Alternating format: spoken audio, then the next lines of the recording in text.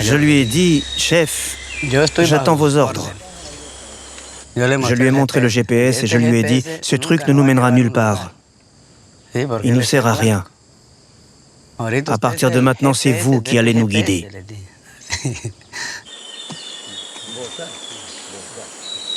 Dans mon nouvel état de conscience, je sentais la présence des enfants. Alors j'ai dit, on va par là.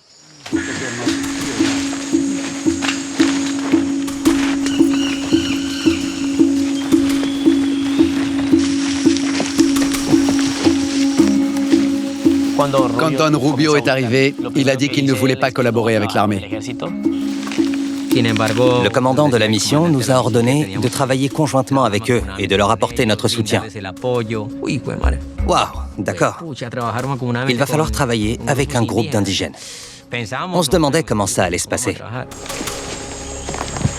J'ai reçu l'ordre de leur laisser 400 mètres d'avance.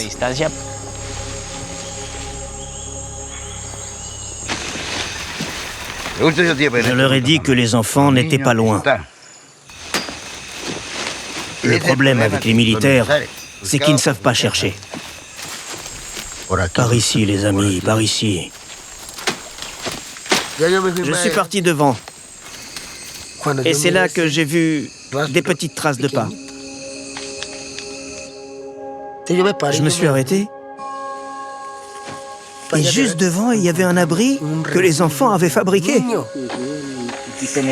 Là, on voit qu'ils ont coupé ça avec leurs dents.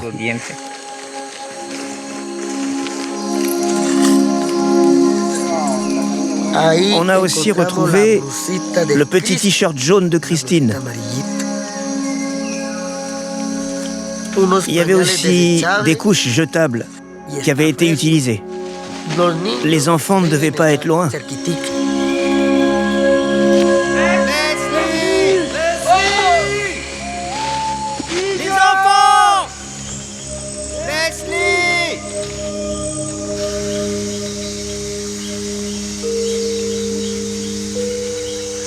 Les jours passaient les uns après les autres.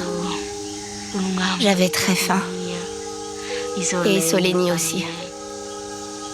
On mangeait les fruits des palmiers. Et c'est tout. Solénie a commencé à nous parler de toutes les bonnes choses qu'elle aimait manger. De la viande avec de la sauce. Du poulet. Du riz et des bananes plantains.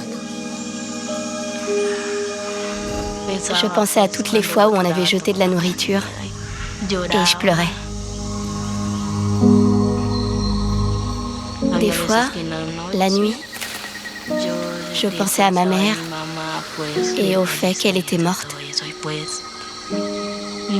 Ma mère a beaucoup souffert.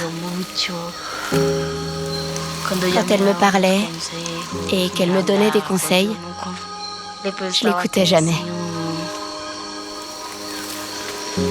Dans ces cas-là, elle me disait toujours que quand elle ne serait plus là, je me souviendrai d'elle. Et je passais mes nuits à pleurer. Leslie pensait que Dieu avait voulu la punir.